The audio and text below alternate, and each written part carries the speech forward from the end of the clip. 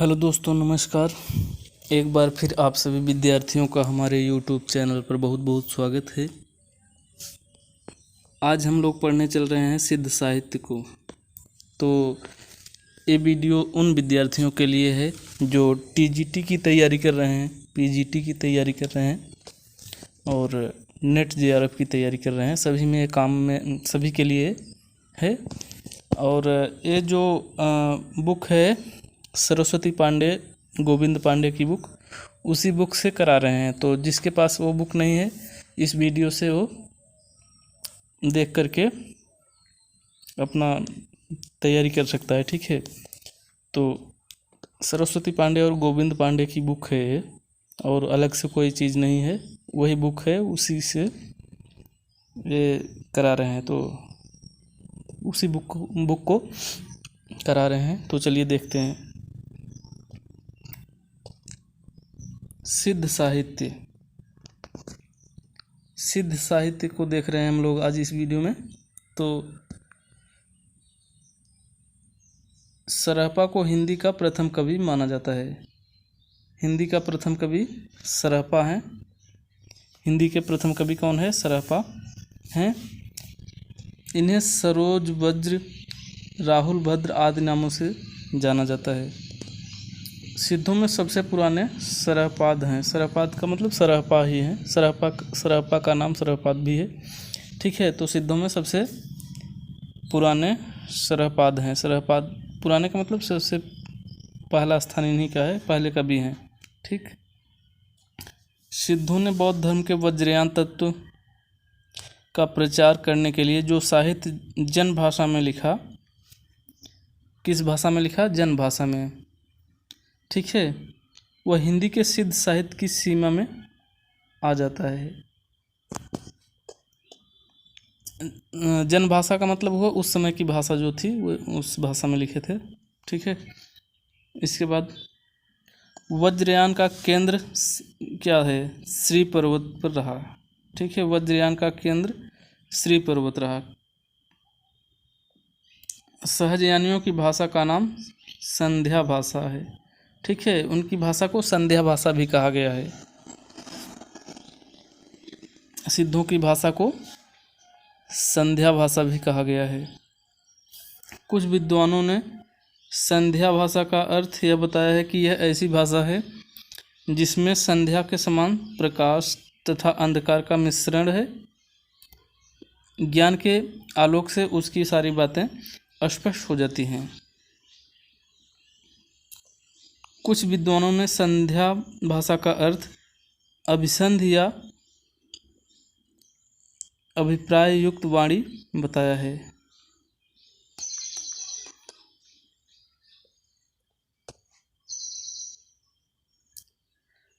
पंडित विधुशेखर शास्त्री ने बताया है कि मूल शब्द संध्या भाषा नहीं बल्कि संधा भाषा रहा होगा। तो विधुशेखर शास्त्री ने क्या बताया है? ये संधा भाषा रहा होगा। संध्या भाषा नहीं बल्कि संधा भाषा रहा होगा। ज्योतिरीश्वर ठाकुर रचित वर्ण रत्नाकर नामक 14वीं शताब्दी के मैथिली ग्रंथ में 84 सिद्धों के नाम दिए गए हैं। किसमें? वर्ण रत्नाकर में, जो कि इसके रचनाकार हैं ज्योतिरीश्वर ठाकुर। इसमें 84 सिद्धों के नाम बताए गए हैं। सहजयानियों की संध्या भाषा का प्रभाव संत कवियों पर भी पड़ा। इनका प्रभाव संत कवियों पर भी पड़ा है। ठीक है। और वे उलटबासियाँ लिखने लगे। संध्या भाषा का प्रयोग उन पर पड़ा, किस पर? संत कवियों पर। और वो उलटबासियाँ भी लिखे, मतलब इसी के प्रयोग, मतलब इसी के असर से इनका असर उस पर था, इसलिए उलटबासियाँ लिखे। कौन लिखा? संत कवियों ने भी। राहुल सांस्कृत्यायन ने सरहपाद का समय 769 ईस्वी स्थिर किया। कहने मतलब 769 ईस्वी इनका समय माना। किसका? सरहपा का समय राहु सांस्कृत्यान्य, जो कि ये सर्वमान्य है, ये सर्वमान्य समय है। ठीक है।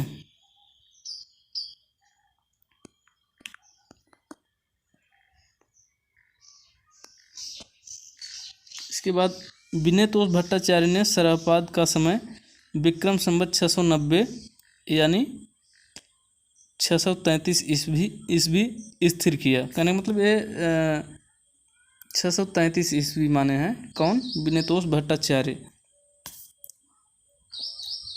इनके लिखे 32 ग्रंथ बताए जाते हैं, जिनमें दोहा कोश प्रसिद्ध है। दोहा कोश किसका है? सरहपा का है, और इनके द्वारा लिखा 32 ग्रंथ बताया जाता है।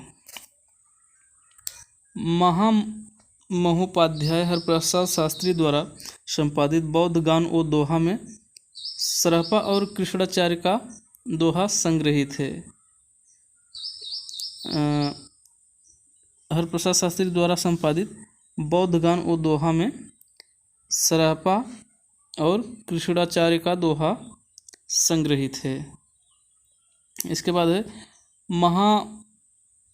महोपाध्याय हरप्रसाद शास्त्री ने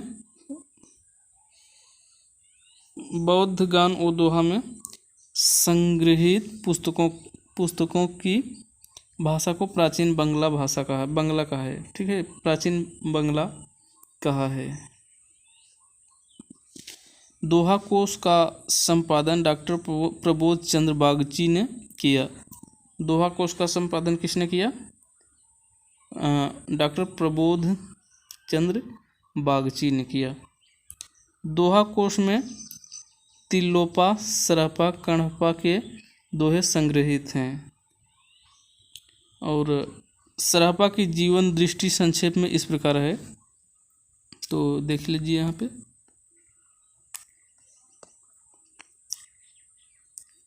सहज संयम, पाखंड और आडंबर विनाश, गुरु सेवा, सहज मार्ग, महासुख की प्राप्ति। नेक्स्ट देखते हैं। बच्चन सिंह ने लिखा है, आक्रोश की भाषा का पहला प्रयोग सरहपा में ही दिखाई देता है। ठीक है। सिद्धों की भाषा को संध्या भाषा का नाम मुनिदत्त तथा अद्वै वज्र ने दिया। तो सिद्धों की भाषा को संध्या भाषा किसने कहा है? मुनिदत्त और अद्वै वज्र, ये दो लोग कहे हैं संध्या भाषा सिद्धों की भाषा को।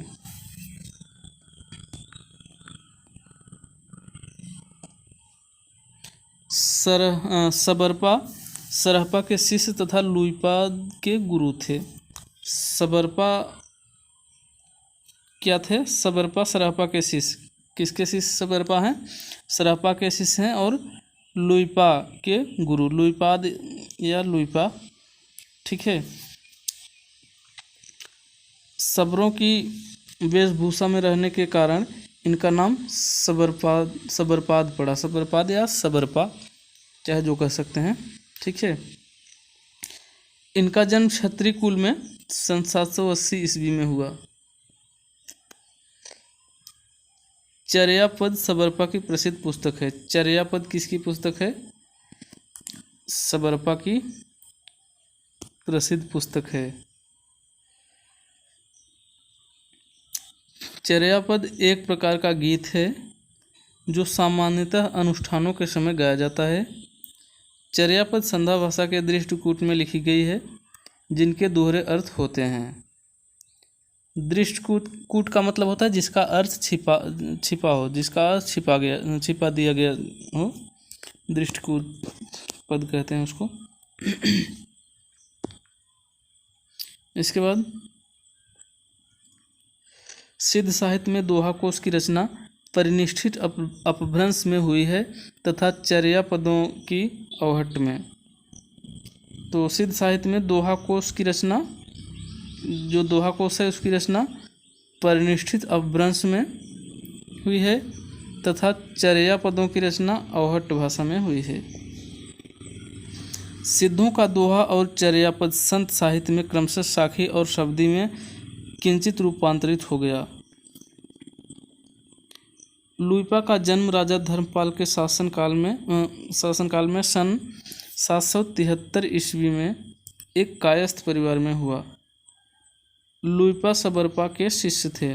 लुइपा किसके शिष्य थे? सबरपा के।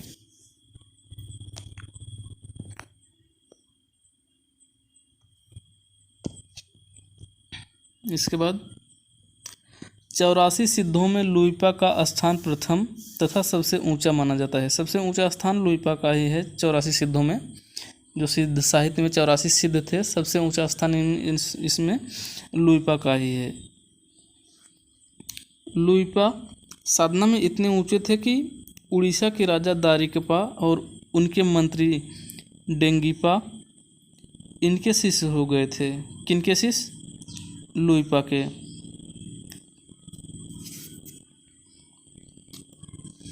डोम्भिपा का जन्म मगध के क्षत्रिय वंश में सन 840 ईस्वी के आसपास हुआ। डोम्भिपा का जन्म कब हुआ? 840 के आसपास मगध के क्षत्रिय वंश में। इनके द्वारा रचित 21 ग्रंथ बताए जाते हैं। इनके द्वारा रचित 21 ग्रंथ बताए जाते हैं, जिनमें डोम्भ गीतिका, योगचर्या, अक्षर द्विकोपदेश आदि प्रसिद्ध हैं। डोम्भिपा वीरूपा के शिष्य थे। डोम्भिपा किसके शिष्य थे? वीरूपा के।